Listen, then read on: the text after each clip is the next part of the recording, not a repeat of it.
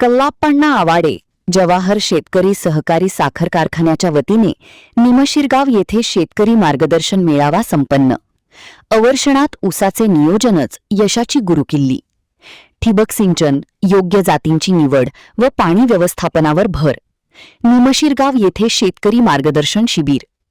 महाराष्ट्रातील अनेक भागांमध्ये पावसाचे अनियमित वितरण, कमी पर्जन्यमान आणि वाढते तापमान यामुळे अवर्षण सदृश्य परिस्थिती निर्माण होत आहे।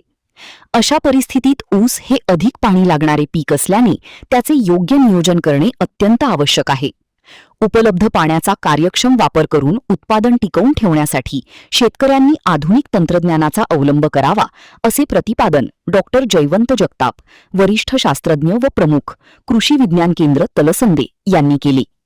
कल्लाप्पण्णा आवाडे जवाहर शेतकरी सहकारी साखर कारखाना लिमिटेड हुपरी यांच्या वतीने जयसिंगपूर सर्कल अंतर्गत निमशिरगाव, तालुका शिरोळ येथे आयोजित शेतकरी मार्गदर्शन शिबिरात अवर्षण परिस्थितीत ऊस पीक नियोजन या विषयावर ते बोलत होते।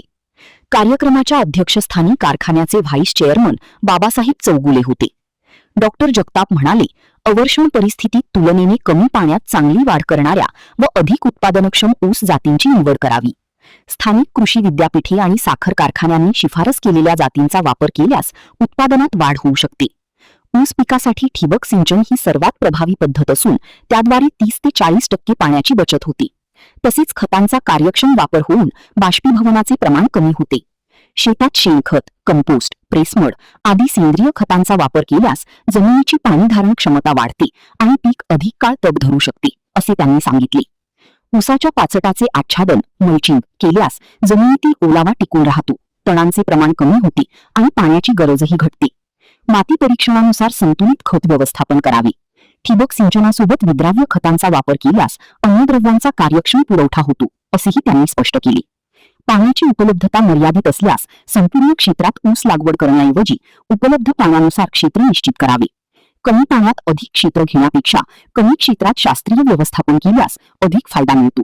तसेच तण, रोग व किडींचे नियमित निरीक्षण करून एकात्मिक व्यवस्थापन करणे आवश्यक असल्याचे त्यांनी नमूद केले।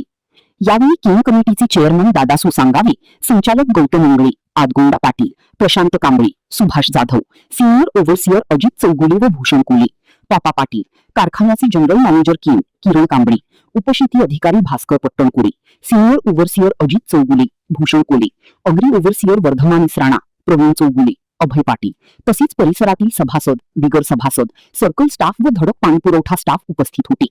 महान कार्य न्यूजसाठी सुभाष इंगळे, कोथळी।